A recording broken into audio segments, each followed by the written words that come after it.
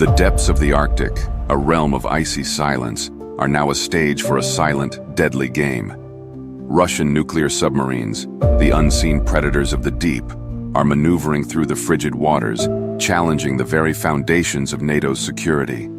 The melting glaciers, once nature's barriers, have become pathways for Moscow's ambitions, while NATO, long focused elsewhere, now faces a stark awakening to the growing threat beneath the waves.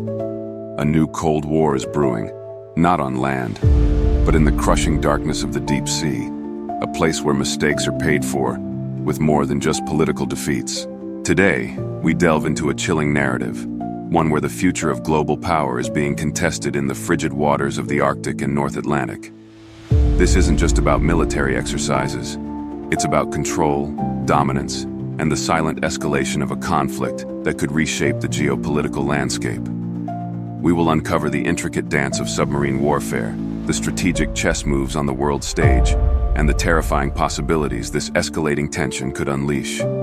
This story will unfold across 7 chapters, each exploring a different facet of this complex conflict, so be sure to stay until the end for a comprehensive analysis. And that is where the conclusions will be revealed. Chapter 1: The Arctic Awakening. The narrative of Russia's growing military presence in the Arctic is one of calculated ambition and strategic foresight. As climate change melts the ice, new sea lanes open, beckoning Moscow to expand its influence far beyond the traditional land borders. This shift is not merely opportunistic, it's a deliberate reorientation of Russia's strategic focus, intertwining its military buildup with economic interests and the burgeoning partnership with China. NATO, once complacent in this region, is now scrambling to recalibrate, recognizing the depth of Russia's commitment to making the Arctic its own backyard. Russia's northern submarine fleet is not just a fleet, it is a spearhead of its ambition. The Kremlin has long viewed the Arctic as a source of untapped wealth, a point of national pride, and most critically, a region of paramount strategic importance. Moscow's military buildup on the Kola Peninsula, close to the borders of Finland, Sweden, and Norway, reveals a clear strategy: to create a fortified zone from which to project power into the North Atlantic and beyond. The sheer scale of Russian infrastructure in the Arctic, from nuclear submarine bases to radar stations and missile facilities, dwarfs that of all NATO members combined, placing the alliance at an immediate disadvantage. The Bastion defense concept surrounding the Kola Peninsula is not simply about defending its facilities. It's a hardened, multi-layered protective shield designed to ensure that Russian military operations in the region remain unchallenged.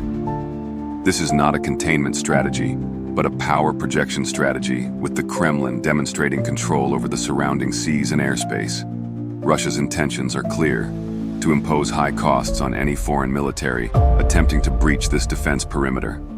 The Bastion network reaches deep into the Barents and Norwegian seas, aiming to protect the Northern Fleet's access to the Northern Sea Route and the critical energy infrastructure in the region, demonstrating Moscow's long-term vision for the Arctic. This also protects the energy infrastructure on the Yamal Peninsula. This is a strategy designed not just to protect its assets, but also to ensure unhindered access to vital energy resources and trade routes, both of which are of increasing strategic importance in the emerging global order. Russia's Bastion is not just a defense, it's a forward operating base for projecting military might. Chapter 2: Beyond the Bastion, a layered defense. Russia's ambitions don't stop at the boundaries of the Kola Peninsula. Moscow is actively extending its military reach, creating a second, outer layer of defense to further solidify its control. This out-of-area defense layer is designed to protect strategic submarine activities, while at the same time providing unhindered access to the assets of the Northern Fleet, a bold strategy of maritime power. The intention is to expose NATO and its allies to the constant risk of operating in a contested environment, should they even contemplate approaching Russia's core military zones. Moscow's strategy is also to disrupt access to the critical maritime lines of communication in the North Atlantic, especially around the Greenland-Iceland-United Kingdom gap. This move is motivated by the fear of regional surface missile deployment by NATO and increased submarine activity, a clear sign that Moscow views NATO's actions as an escalating threat. The melting of sea ice has changed the geopolitical landscape. Moscow now views the region not only as an area to control, but as a new geopolitical frontier requiring both environmental control and military enforcement. By pushing any potential conflict zone further towards the Norwegian Sea and the North Atlantic, Russia aims to bolster its control over the Kola Peninsula while increasing the threat perception for NATO. This increases the risk of escalation not only in the North Atlantic, but also in the Baltic Sea region, highlighting the interconnectedness of European security. Russia is rearming its northern fleet with an emphasis on military infrastructure in the European Arctic, a demonstration of its commitment to the region and its resolve to remain a key player. The Arctic is not just a frontier to be protected, but a space in which Moscow is practicing its power projection, with the Northern Fleet at the heart of this strategy. Chapter 3. NATO's response, the Trinity Pact. The growing threat from Russia has finally prompted a robust response from key NATO members, Germany and the United Kingdom being the latest. The historic defense pact between these two nations is not just a bilateral agreement, it's a critical move to counter Russia's assertiveness in the North Atlantic. The deployment of German P-8 Poseidon maritime patrol aircraft to the UK is a direct response to Russia's increasing underwater military activity.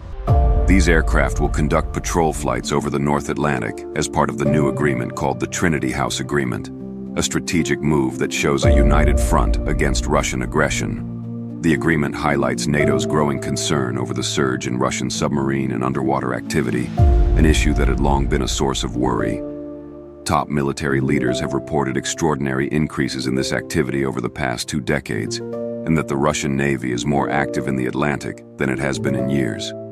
The presence of P-8 Poseidon aircraft in the region represents a major countermove by NATO.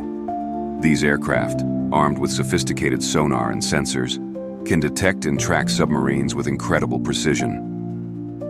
The Trinity Pact is designed to provide a protective umbrella over critical underwater infrastructure, like cables, and also to improve the detection of enemy submarine activity. The importance of this development cannot be overstated, as NATO is very much aware of the Russian threat to underwater cables and pipelines. The anti-submarine aircraft are seen as key assets to protect underwater assets. NATO's concerns are not unfounded. Russia has demonstrated capabilities that could be used for underwater sabotage. This capability requires a robust response, and NATO is finally responding. Chapter 4. The P-8 Poseidon, Hunter of the Deep. The P-8 Poseidon is more than just an aircraft. It's a symbol of NATO's commitment to regaining control in the maritime domain. Designed as the successor to the P-3 Orion, this aircraft represents the cutting edge of maritime patrol and anti-submarine warfare capabilities. Equipped with torpedoes and anti-ship missiles, the P-8 can conduct a wide range of missions, from submarine hunting to reconnaissance, as well as being a command and control platform. The aircraft's advanced radar, sensors, and avionics pose a serious threat to both underwater and surface targets. The P-8's long range, endurance, and ability to refuel in the air make it a formidable adversary. It's a highly successful aircraft, operated by a crew of 2 pilots and 7 sensor specialists. This multi-role aircraft is capable of maritime patrol, signal intelligence, reconnaissance, surveillance, and anti-ship and anti-submarine missions.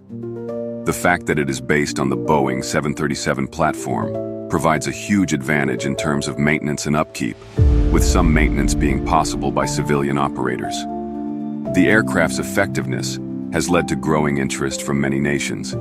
It is already in service with the United States, Australia, United Kingdom, India, and South Korea, and is in the process of being delivered to Germany.